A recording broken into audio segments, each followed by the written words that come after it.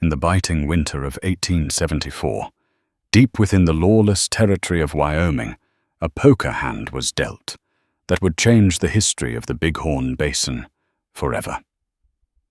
History books discuss the gold rush and the cattle wars, but they often omit the night Josiah Paddock wagered his own flesh and blood against a pile of fur trappers' gold.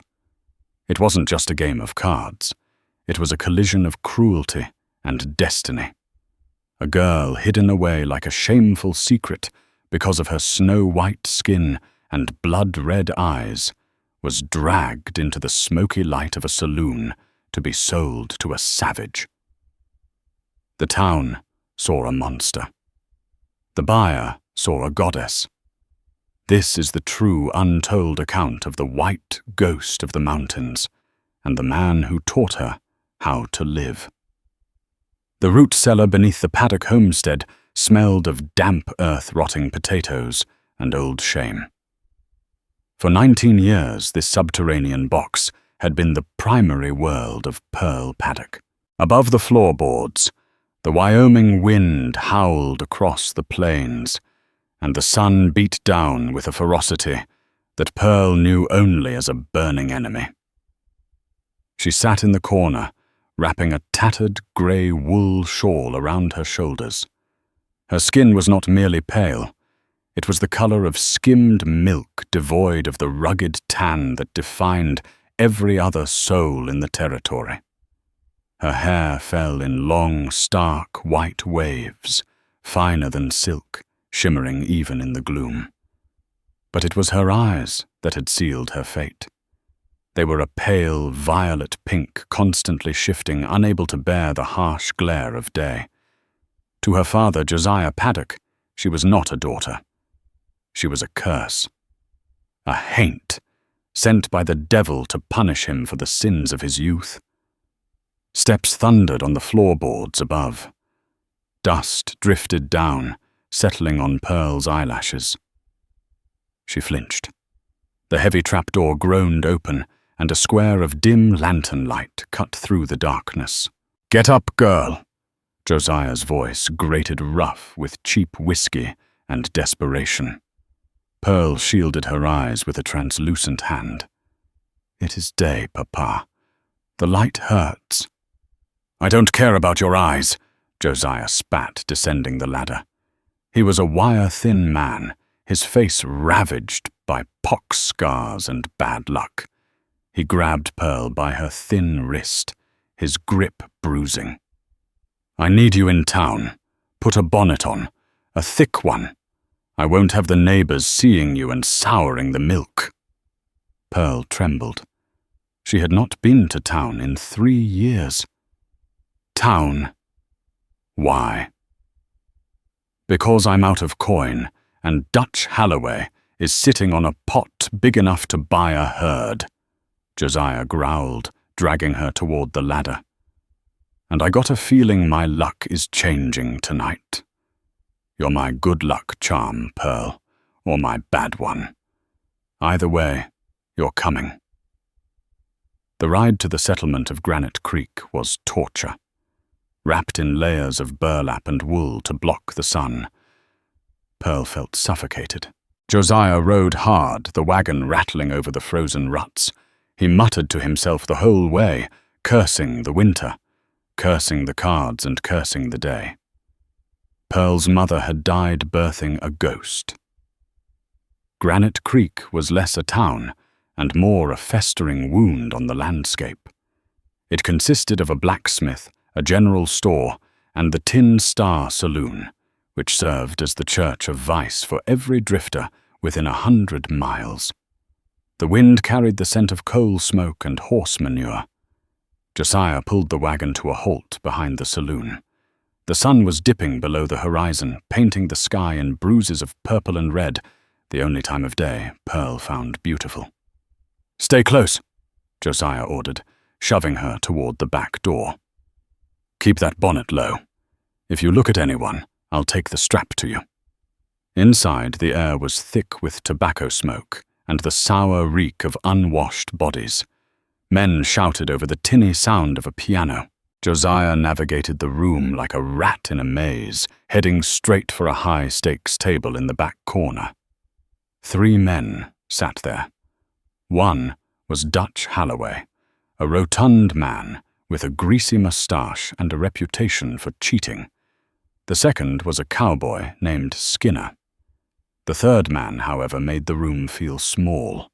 He sat with his back to the wall. He was massive, his shoulders spanning the width of the chair and then some.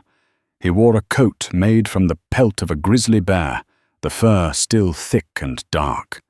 His beard was a tangled thicket of black and grey, hiding most of his face, but his eyes, dark, intelligent, and watchful, missed nothing. This was Bear Coulter. Bear Coulter was a legend in the high country. They said he trapped alone in the Absaroka Range, survived avalanches that swallowed armies, and killed a cougar with a hunting knife. He rarely came down to the flatlands, and when he did, it was to sell pelts and drink in silence. Josiah, Dutch sneered, not looking up from his cards. Thought you were broke. I got assets, Josiah lied, shoving Pearl into a chair behind him. She shrank into the wood, trying to become invisible. Deal me in, Josiah demanded, slamming a crumpled deed to his plough horse on the table. Bear Coulter looked up. His gaze drifted past Josiah and landed on the huddled figure of Pearl. He didn't speak. He just watched his dark eyes, narrowing slightly, as he saw a stray lock of white hair slip from beneath her bonnet. The game began. For 2 hours, the tension in the room ratcheted tighter than a hangman's noose. Pearl watched her father's back. She knew the signs, the twitch in his neck, the way he tapped his foot. He was losing. He was losing everything. Josiah lost the horse. He lost his pocket watch. He signed a promissory note for next season's crop, and lost that too. Go home, Josiah. Skinner laughed, raking in a pot. You're picked clean. Josiah's face was a mask of sweat and fury. He looked at the pile of money in the center of the table, enough to leave Wyoming, enough to start over. Then his bloodshot eyes darted to Bear Coulter. The mountain man had a stack of gold coins and bills in front of him, the earnings from a season of trapping. One more hand, Josiah rasped. With what? Dutch asked. Your boots. Josiah stood up his chair, scraping loudly against the floor. He turned and grabbed Pearl, ripping the bonnet from her head. The saloon went silent. Pearl gasped, squeezing her eyes shut against the lantern light, but the damage was done. Her white hair cascaded down her back like a waterfall of ice. Her pale skin seemed to stow in the dim room. She looked unearthly terrified and painfully exposed. Jesus in heaven! Dutch recoiled, making the sign of the cross. What is that? My daughter. Josiah announced, his voice trembling with a sick sort of pride. 19 years old, obedient, cooks, cleans, and Suora. She's a haint, Skinner whispered, backing away. Look at her eyes. She's got the devil in her. She's albino, a deep voice rumbled. The sound seemed to come from the floorboards themselves. Bear Coulter spoke for the first time in hours. He leaned forward, the wood of the table groaning under his elbows. Josiah looked at the mountain man. I bet the girl. Against the pot. The room erupted in murmurs. Selling women wasn't unheard of in the darkest corners of the West. But this felt different. This felt like a sacrifice. I won't play for a human being. Dutch spat, throwing his cards down. Bad juju. I'm out. I'm out too, Skinner said, standing up. That thing ain't natural. Josiah panicked. She's strong. She can work. I'll play. Bear Coulter said. The silence that followed was heavier than the snow outside. Bear pushed his entire stack of gold into the center. It was a fortune. It was more money than Josiah had ever seen in his life. "One hand," Bear said. "Stud poker. Winner takes the pot. And the girl." Josiah's hands shook as he sat back down. He looked at the gold. He looked at Pearl, who was weeping silently, her tears tracking clear paths through the dust on her porcelain cheeks.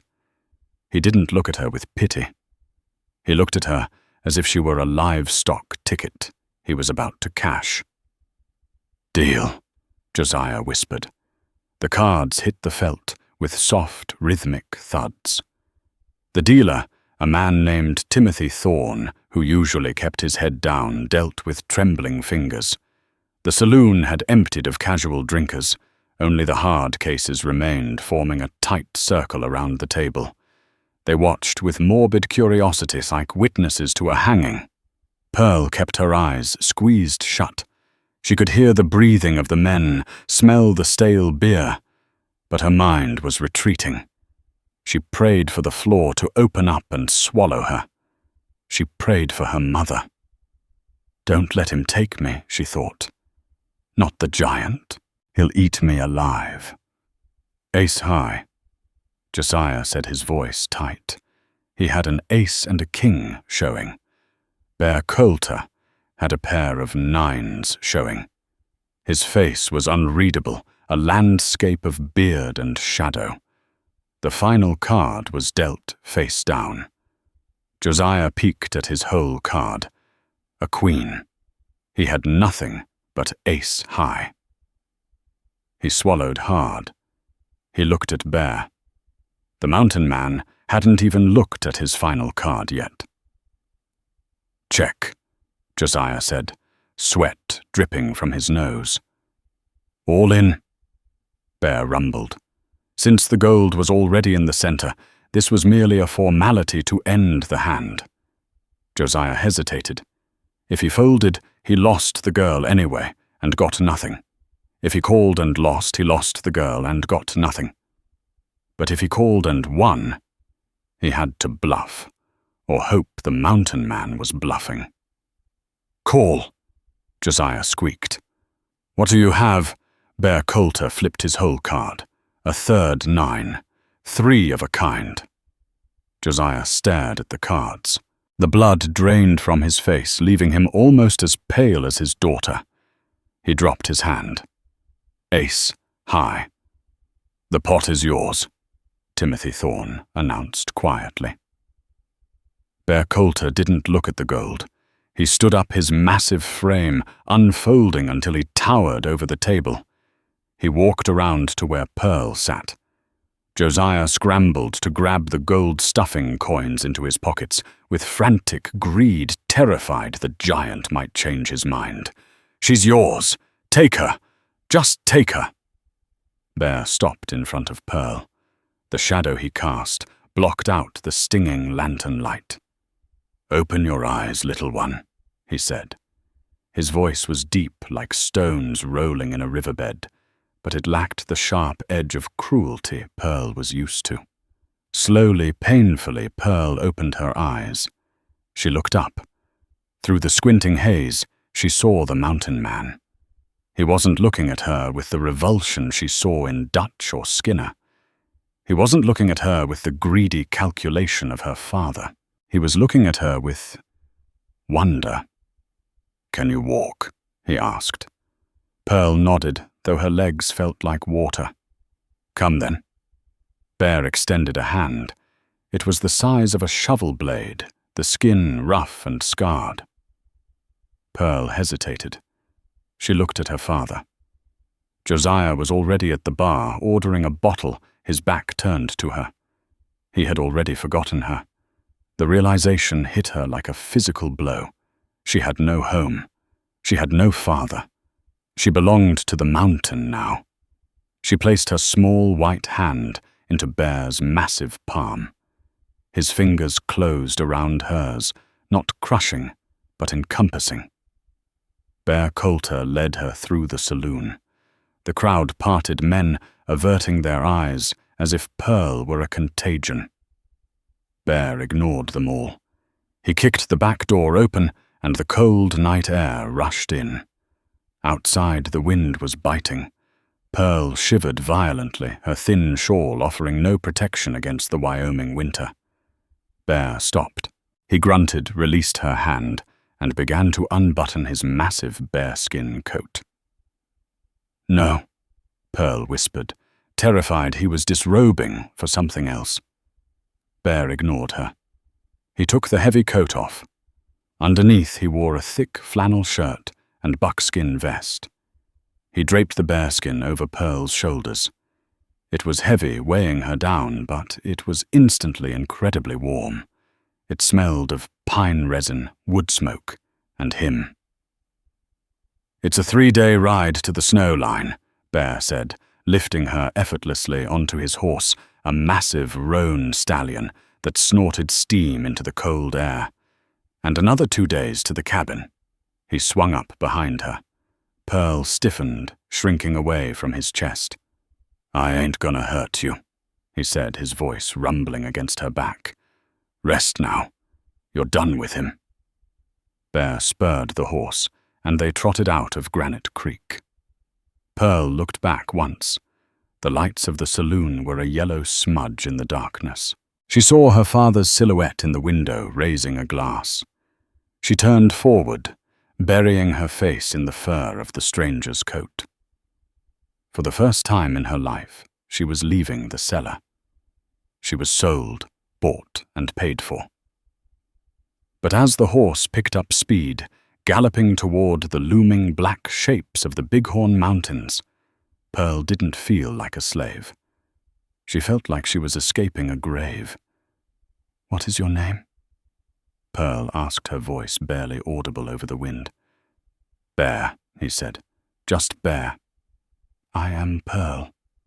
"I know," he said softly. "I heard him. But you look more like the moon to me." The higher they climbed, the thinner the air became until it felt like breathing shattered glass. The landscape shifted from the brown, frozen scrub of the basin to the towering, silent cathedrals of the pine forests. For the first 2 days, Pearl spoke no words. She rode behind Bear, her arms tentatively wrapped around his waist, her face buried in the fur of his coat to escape the blinding glare of the sun reflecting off the snow. To her, the world was a blur of agonizing white light. Bear Coulter seemed to understand this without being told. When the sun was at its peak, he would stop the horse in the deep shade of a canyon wall or a grove of aspen. He would sit in silence, whittling a piece of darker wood, while Pearl huddled under the blankets, waiting for the punishment she was sure was coming. "Why do we stop?" she finally asked on the second afternoon. Her voice was raspy from disuse. Bear didn't look up from his knife. "Your eyes, they water like a spring thaw when the sun hits them. Can't have you blind before we get home."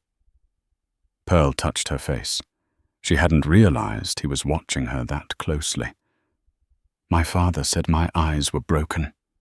"Not broken," Bear grunted.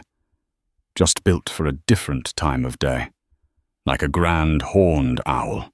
He blew the wood shavings off the object in his hands and held it out to her. It was a strip of dark walnut wood, carved smooth with a leather strap attached to the ends. In the center, Bear had carved 2 narrow horizontal slits. "Snow goggles," he explained. "Learned it from a trapper up in the Yukon Territory. Put 'em on." Pearl tied the leather thong around her head. The wood pressed coolly against her face. She opened her eyes. The narrow slits blocked out the blinding glare, allowing only a thin, manageable strip of light to enter.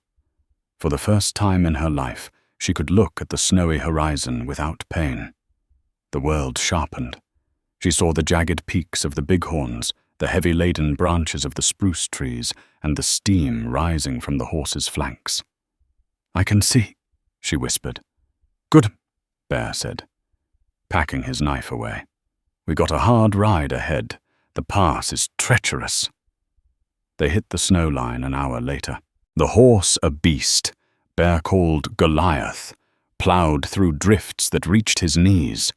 The wind here was ferocious, screaming through the rocks like a banshee. That night, they camped in a shallow cave to escape a blizzard. Bear built a fire that roared with defiant heat. He cooked venison in a cast-iron skillet, the smell of rendering fat making Pearl's stomach cramp with hunger. She hadn't eaten a full meal in days. He handed her a tin plate heaped with meat and beans. Pearl stared at it. "Eat," he commanded. I must wait until you are finished, sir," she stammered, repeating the rule her father had beaten into her. Bear stopped chewing. He looked at her across the firelight. His face was stern, his dark eyes flashing. "There are no masters here, Pearl, and there are no slaves. In the mountains you eat when there is food or you die. You eat with me." He didn't speak again until she picked up her fork. Later that night, as the fire died down to glowing embers, Pearl lay on her bedroll, tense and waiting. In the cellar, she had heard stories of men. She knew what men who bought women expected. She watched Bear unroll his furs on the opposite side of the fire near the cave entrance. He lay down, turning his back to her, his rifle within arm's reach. "Sleep," he rumbled into the dark. "I am the bear at the door. Nothing gets past me." Pearl stared at his broad back for hours. The wind howled outside, but for the first time the cold didn't reach her bones. She touched the wooden goggles in her pocket. He had carved them for her. He had fed her. And he had left her alone. A strange, foreign feeling bloomed in her chest. It wasn't quite hope yet, but it was the absence of terror. The cabin sat on a shelf of granite, overlooking a valley that looked like the edge of the world. It was built of massive logs, chinked with mud and moss, with a stone chimney that anchored it against the storms. A frozen creek wound its way nearby, and a small corral held a mule and now Goliath. It was a fortress of solitude. Bear kicked the snow off his boots and pushed the heavy oak door open. "Home," he said. The inside was surprisingly tidy. There were furs on the floor, shelves lined with books, which shocked Pearl as she didn't think a mountain man could read, and the smell of dried sage and old leather. "There is a loft," Bear said, pointing to a ladder. "That is your space. I sleep down here." Pearl climbed the ladder. The loft was warm, heated by the rising air from the stove below. There was a bed frame with a mattress stuffed with straw and feathers covered in a buffalo robe. A small window looked out over the peaks. For the next 2 weeks, a routine formed. Bear would leave before dawn to check his trap lines. Pearl would stay in the cabin, cleaning, mending clothes, and cooking. She tried to make herself indispensable, driven by the lingering fear that if she wasn't useful, he would take her back to Granite Creek. She scrubbed the floorboards until her hands were raw. She organized his pantry. She darned his woolen socks. One evening, Bear returned early. He was covered in snow, a brace of rabbits hanging from his belt. He stopped in the doorway, staring at Pearl. She was on her knees, scrubbing the soot from the fireplace hearth. "What are you doing?" he asked. "Cleaning, sir," she said, not looking up. "Stop." Pearl froze. She cringed, waiting for a blow. "Did I do it wrong? I can do it again." Bear dropped the rabbits and crossed the room in 3 strides. He reached down and took her hands. His grip was gentle but firm, pulling her to her feet. He turned her hands over, examining her red, scrubbed, raw knuckles. "I didn't buy a made pearl," he said quietly. "Then, what?" she asked, her voice trembling. "Why did you pay so much? My father said I was worthless." Bear looked into her violet eyes. The sun had set, and in the twilight of the cabin, her eyes were wide and clear, no longer squinting. "Your father," Bear said, a low growl in his throat, "was a fool who couldn't tell the difference between a pebble and a diamond. I bought you because you were dying in that cellar. And because—" he paused, struggling with the words. "Because it gets quiet up here. Too quiet." He let go of her hands. "You don't have to scrub the floors to earn your keep. You just have to live. Can you do that?" "I don't know how," Pearl admitted. "I'll teach you." The next day, the lessons began. Bear didn't teach her how to sew or cook. He took her outside. He taught her how to walk on snowshoes without tripping. He taught her how to read the clouds to know when a storm was brewing. Most importantly, he taught her to shoot. He placed a heavy Winchester rifle in her hands. It was nearly as big as she was. "The mountains don't care that you're small," Bear said, standing behind her, adjusting her stance. "A bullet kills a grizzly just as dead if it's fired by a giant or a girl, but you have to be calm." Pearl fired. The recoil slammed into her shoulder, bruising her, but she hit the tree stump he had pointed out. "Good." Bear nodded. Again.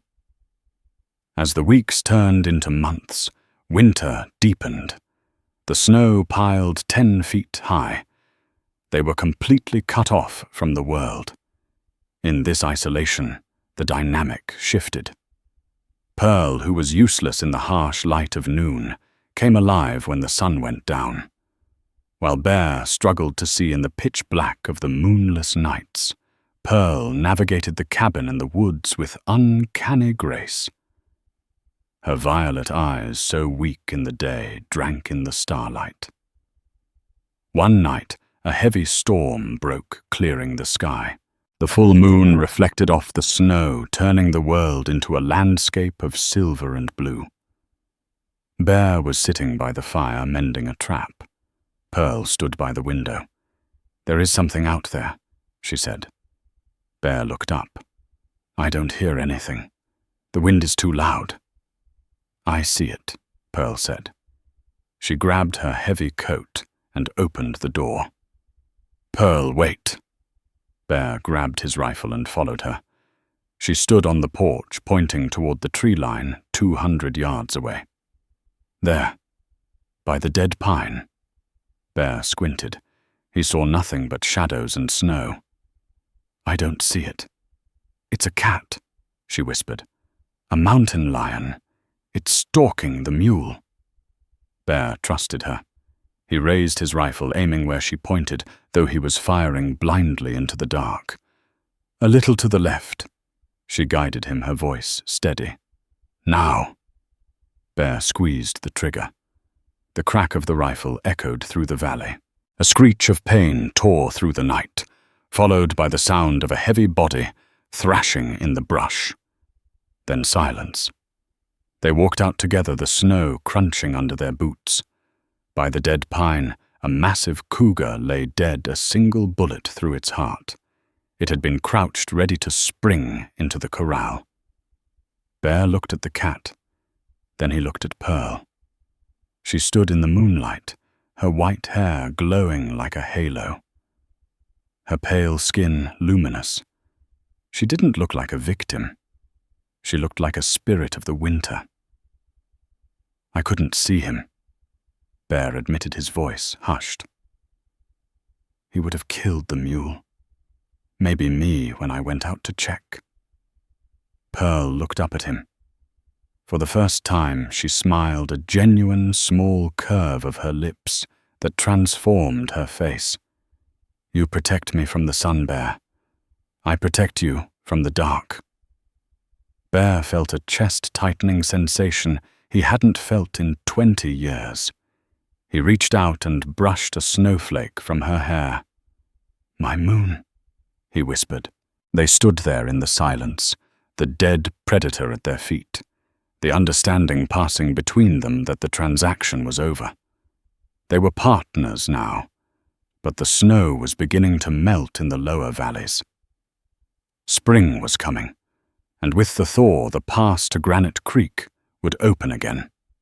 Pearl didn't know it yet, but the past she thought she had left behind was not done with her. Josiah Paddock had not used the gold to leave town. He had stayed. And he had heard rumors that the girl he sold was worth far more than the gold he had been paid. The bighorn winter did not release its grip easily. It clung to the peaks with icy claws, even as the valleys below began to turn a muddy green. But eventually the relentless April sun broke through. The 15-foot drifts of snow slumped into slush, and the frozen silence of the high country was replaced by the thunderous roar of snowmelt crashing down creeks that had been dry for months. The thaw brought a transformation to the cabin on the granite shelf. The air smelled of wet pine needles and warming earth. But the greatest transformation was in Pearl.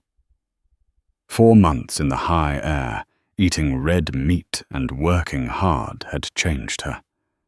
The frail creature who had been dragged out of a root cellar was gone.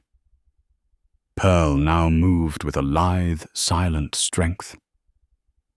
She wore buckskin trousers and a tunic Bear had sewn for her, the soft leather dyed a deep brown that contrasted sharply with her porcelain skin and the shocking white cascade of her hair. She no longer walked with her head down. Even during the day, wearing her wooden goggles, her chin was up her shoulders back. She and Bear had fallen into a rhythm that was almost marital in its comfortable silence. They were two solitary creatures who had found that their jagged edges fitted together. Bear watched her with a constant quiet amazement. He had bought a damaged bird and found himself living with a falcon, but the thaw meant the pass was open. The world below which they had successfully ignored was accessible again. "We're out of salt," Bear announced one morning, watching Pearl kneading dough for biscuits. "Gunpowder is low too, and I have the best haul of pelts I've had in 10 years. That cougar skin alone will fetch a high price." Pearl stopped kneading. A cold shard of fear pierced the warmth of the morning. "You must go to Granite Creek." "We must go," Bear corrected gently. Pearl shook her head, her white hair swaying. "No, I cannot go back there, Bear. The noise, the way they look at me. I won't be that thing in the cellar again." Bear stepped closer, towering over her. He placed a massive hand on her shoulder. "You aren't that thing anymore, Pearl. You walk beside me now. Anyone looks at you wrong, they deal with me." "It's not just fear," she said, looking up at him through the slits of her goggles. "Someone has to watch the cabin. The thaw brings bears hungry from hibernation. It brings drifters." She nodded toward the rifle leaning by the door. "I am a good shot now. You said so yourself." Bear struggled with this. The thought of leaving her alone up here days from help gnawed at him. Yet he saw the steely resolve in her jaw. She was right. She was no longer helpless. To force her back to the town that had abused her would be a different kind of cruelty. 5 days, Bear said grudgingly. 3 to get down and trade 2 to get back up, pushing hard. You bar the door at sunset. You keep the Winchester loaded. If anything moves that ain't me or the mule, you put it down." "I will," she promised. The morning he left, the air was crisp and clear. Bear saddled Goliath and loaded the pack mule with bales of fur. He turned to Pearl, who stood on the porch, the rifle held easily in the crook of her arm. He wanted to say many things. He wanted to tell her that she had brought light into a life that had been dark for 20 years. Instead, he nodded once. "Watch the skyline, Moon." "Ride fast, Bear." He didn't look back. If he had, he might not have been able to leave. The ride down to Granite Creek felt like descending into hell. The air grew thicker, hotter, and fouler. The town had grown over the winter. More shanties, more mud, more desperate men, chasing the fading dream of gold in the hills. When Bear Coulter rode down Main Street, conversation stopped. He was huge, wild-looking, and smelled of the high wilderness. He tied his animals outside the trading post, run by Silas Croft, an honest man in a dishonest town. Croft's eyes widened when he saw the quality of the furs. "Mother of God, Bear, you robbed the whole mountain range. That cougar skin is pristine." While Croft calculated the payout, a substantial sum in gold and supplies, Bear felt the itch between his shoulder blades that meant he was being watched. He turned slowly. Standing across the muddy street on the boardwalk of the Tin Star Saloon was Skinner the cowboy from the poker game months ago. Beside him stood Josiah Paddock. Josiah looked worse than ever. The money from selling Pearl had burned a hole in his pocket, fast lost to faro tables and cheap whiskey. His clothes were rags, his face gaunt with hunger and a festering bitterness. But when he looked at Bear, his eyes lit up with a manic greed. Bear ignored them, took his coin from Croft, loaded his supplies, and headed for the saloon. He needed one whiskey to wash the dust from his throat before the long climb back. The saloon went quiet when he entered. Bear walked to the bar. "Whiskey. Bottle." As he poured, he felt a presence at his elbow. It was Josiah. "Where is she?" Josiah hissed, his breath reeking of rot gut. Bear didn't turn his head. "Gone. Dead of the cold first month up." It was a lie he had prepared, hoping it would end interest in her. Josiah laughed, a wet, hacking sound. "Liar. I heard talk. Trapper named Frenchy came down a month ago. Said he saw a cabin up on the high shelf. Said he saw a white spirit woman standing on the porch under the full moon, holding a rifle like a soldier." Bear slowly turned to face the smaller man. The look in Bear's eyes made Josiah take a step back. "If you come near my mountain, Josiah, I will bury you under it." "She's mine," Josiah spat, emboldened by the whiskey. "I sold you her labor, not her soul. I got a right to see her." "You sold her like a sick calf." Bear growled, his voice low and terrifying. "You lost the right to breathe the same air as her." Bear slammed his empty glass on the bar, the sound like a gunshot in the quiet room. He turned and walked out. He needed to get back. The feeling of dread was rising in his gorge. He didn't see Josiah turn to a well-dressed man sitting in the shadows of a back booth. The man wore a suit of fine grey wool and had the cold, dead eyes of a shark. This was Cyrus Lynch, a cattle baron from Texas, who had come north looking to buy up land and anything else rare and beautiful that caught his fancy. "You were right, Paddock," Lynch said smoothly, sliding a leather pouch of coins across the table to the trembling father. "The giant is lying. The girl is alive. And if the descriptions are true, she is exactly the kind of unique specimen I desire for my collection in St. Louis. She's worth 10 times what the trapper paid, Josiah whined, clutching the pouch. Get her back, Lynch said, lighting a cigar. Take my men. Burn the squatter out. Bring me the girl undamaged, and you'll never have to work again. 좋습니다. Pearl had learned to love the silence, but now, without Bear's solid presence, the silence felt heavy. It felt like holding your breath. For 3 days, she followed his instructions precisely. She tended the mule, she chopped wood, and she scanned the horizon until her eyes ached behind the goggles. At night, she barred the heavy oak door and sat by the fire with the Winchester across her lap, listening to the wind. On the afternoon of the 4th day, the wind shifted.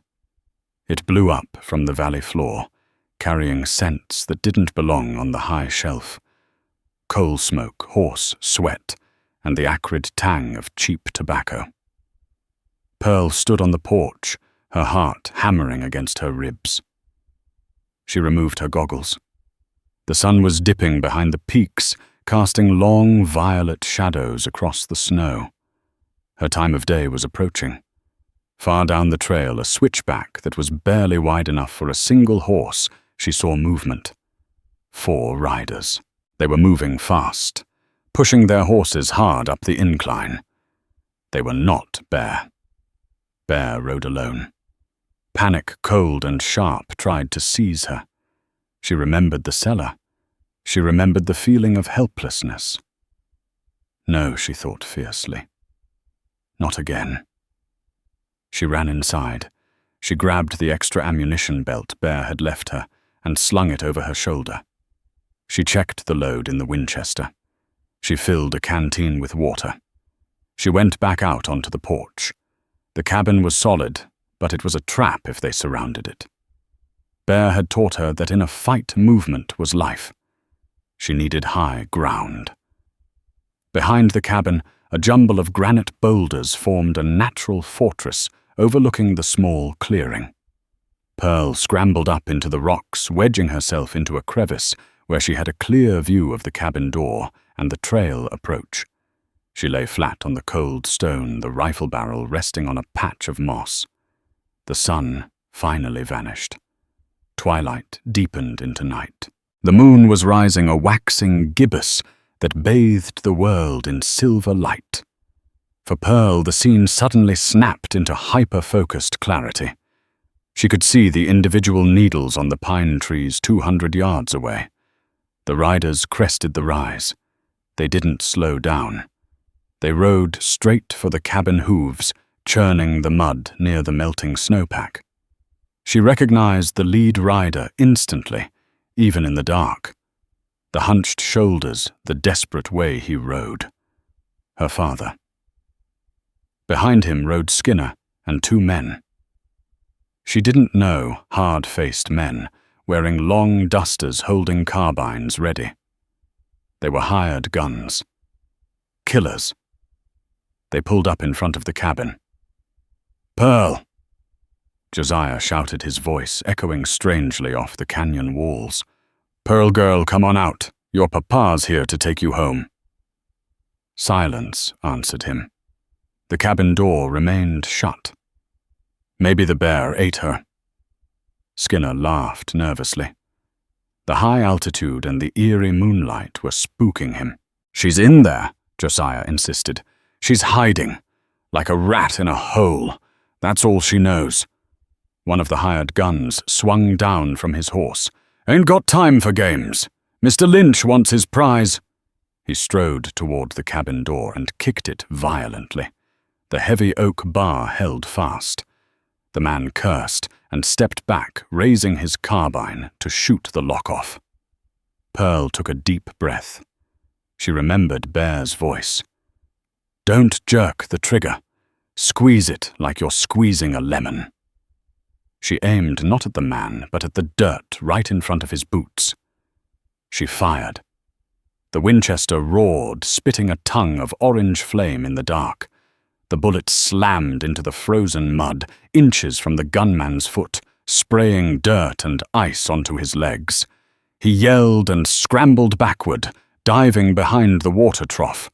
The other riders wheeled their horses, wildly seeking cover.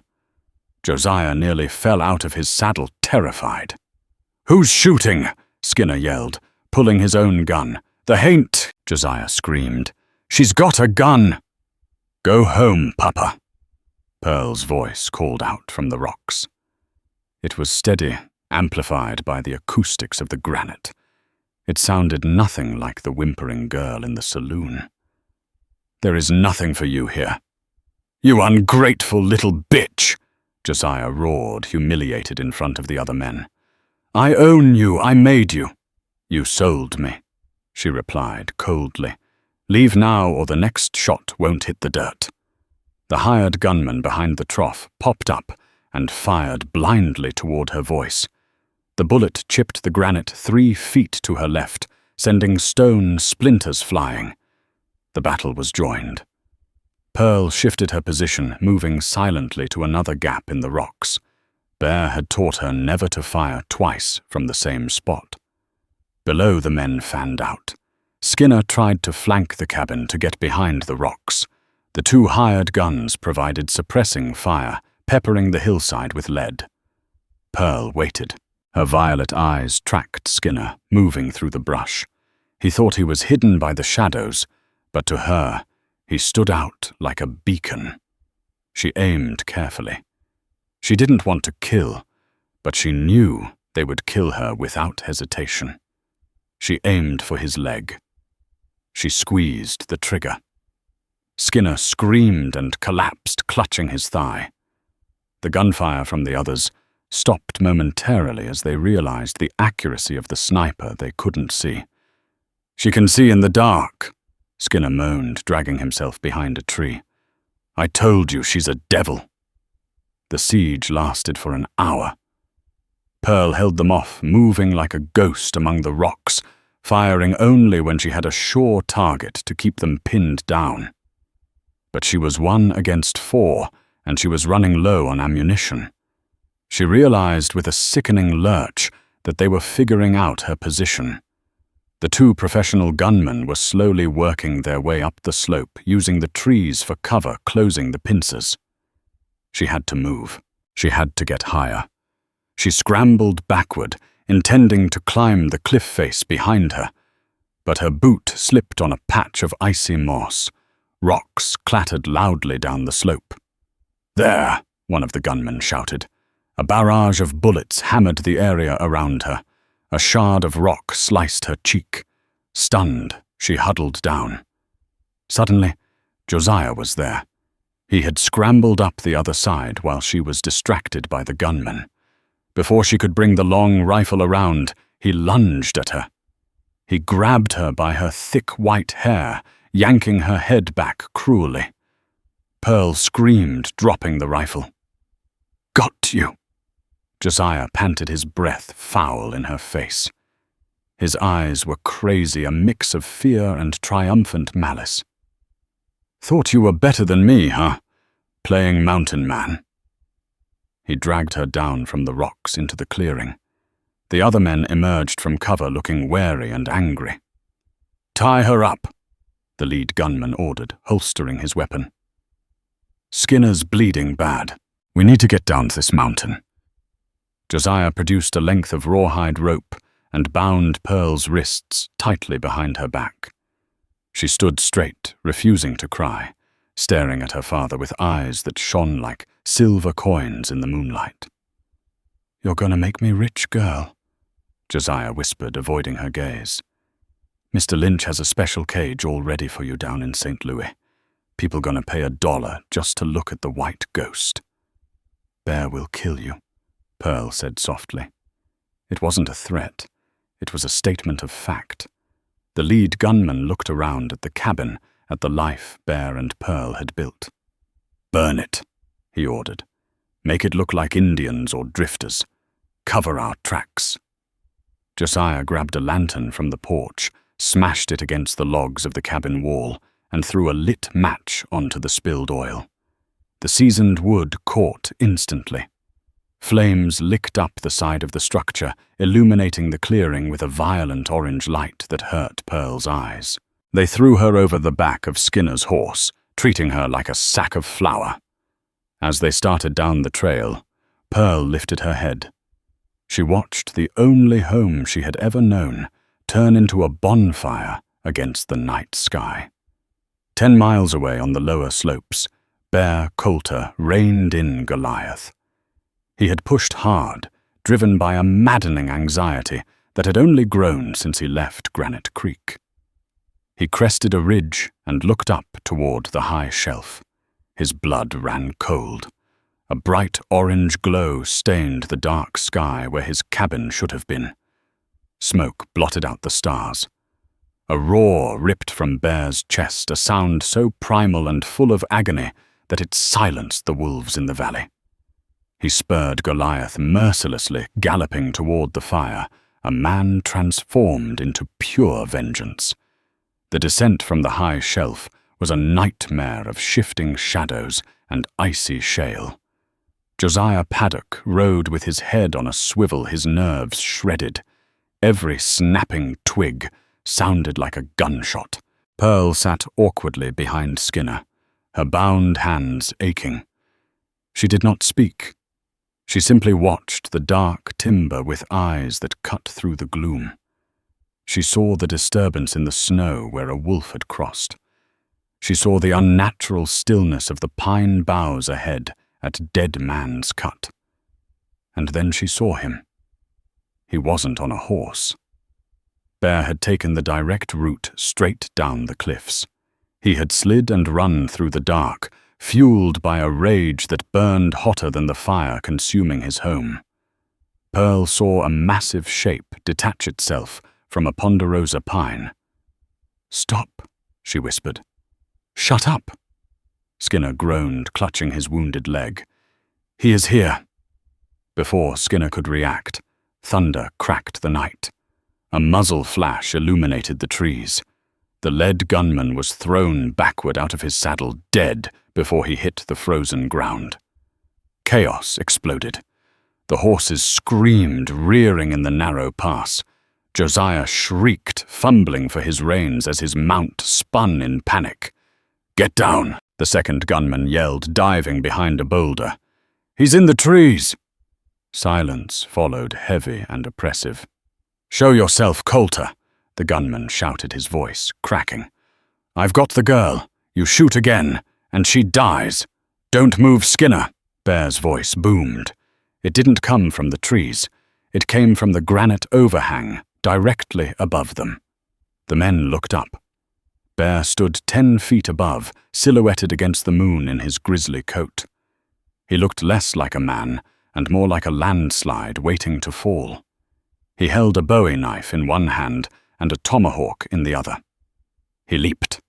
He landed on the second gunman with the force of a falling boulder. The struggle was brutal, silent, and over in seconds. Skinner screamed, shoving Pearl off his horse to clear his line of fire. She hit the ground hard, her shoulder slamming into a rock. Skinner fired wildly, the shot sparking harmlessly off the stone wall before he scrambled backward in terror. Bear rose from the body of the gunman. He ignored Skinner completely. His dark eyes locked onto Josiah Paddock. Josiah was backed against the canyon wall. Seeing the carnage, his mind snapped. He wasn't a fighter. He was a gambler who only played when the deck was stacked. Now the deck was scattered in the blood. He looked at Pearl lying in the dirt, his only leverage. He scrambled down, pulled a knife from his boot, and hauled her to her knees. He pressed the blade against her throat. "Stay back!" Josiah screamed, hysteria tearing at his throat. "I'll cut her, I swear to God, I'll bleed her out right here." Bear froze 10 paces away. He was covered in blood, his chest heaving. "Let her go, Josiah," Bear said, his voice terrifyingly calm. "You burned my life," Josiah spat, tears streaming down his face. I gave you a prize, I gave you everything, and you treat me like a donk. You sold your own blood for gold. Bear took a step. Back. Josiah pressed the knife harder. A thin line of red appeared on Pearl's porcelain neck. Bear stopped. He could kill Josiah, but not before the knife did its work. He looked helpless, a giant brought to his knees. Pearl felt the cold steel. She felt her father's trembling hand. She remembered the cellar. She remembered the fear. But she also remembered the rifle, the snowshoes, and the nights tracking lions. She looked at her father. The moon was high now. She opened her eyes wide, catching the silver light and reflecting it back with an eerie violet luminescence. "Papa," she whispered, "shut up. I am the ghost you made me." She didn't pull away. She did exactly what Bear had taught her for close-quarters struggles. She dropped her dead weight straight down, limp as a rag doll. Josiah, expecting resistance, was thrown off balance. His grip on her hair slipped.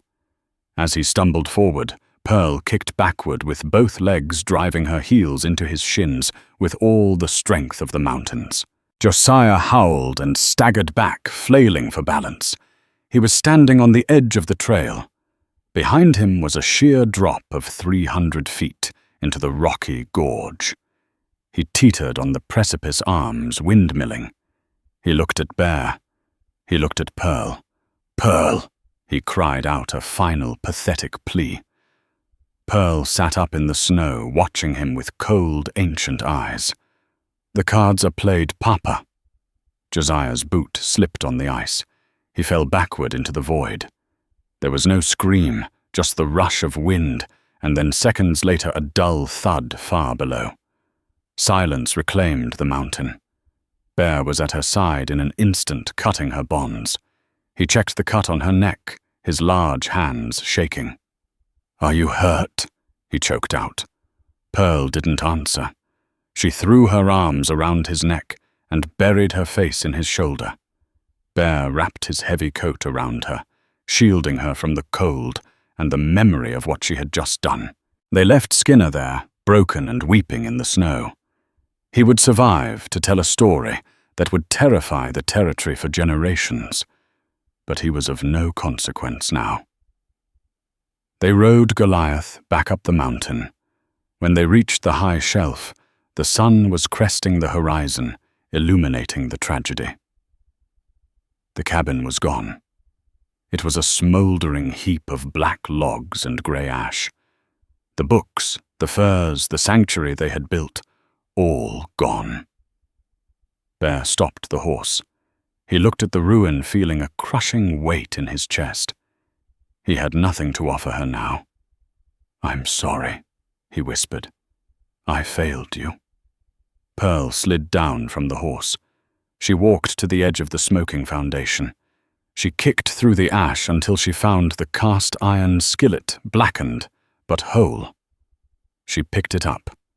She turned to Bear, tying her wooden goggles over her eyes to block the rising sun. "You didn't fail me," she said, firmly. "The cabin was just wood. Wood grows back."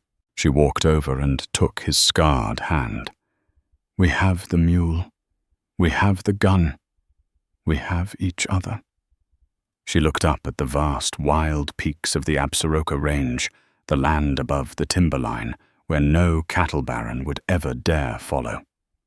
"Let's go higher, Bear, where the air is too thin for them." Bear looked at the woman standing before him.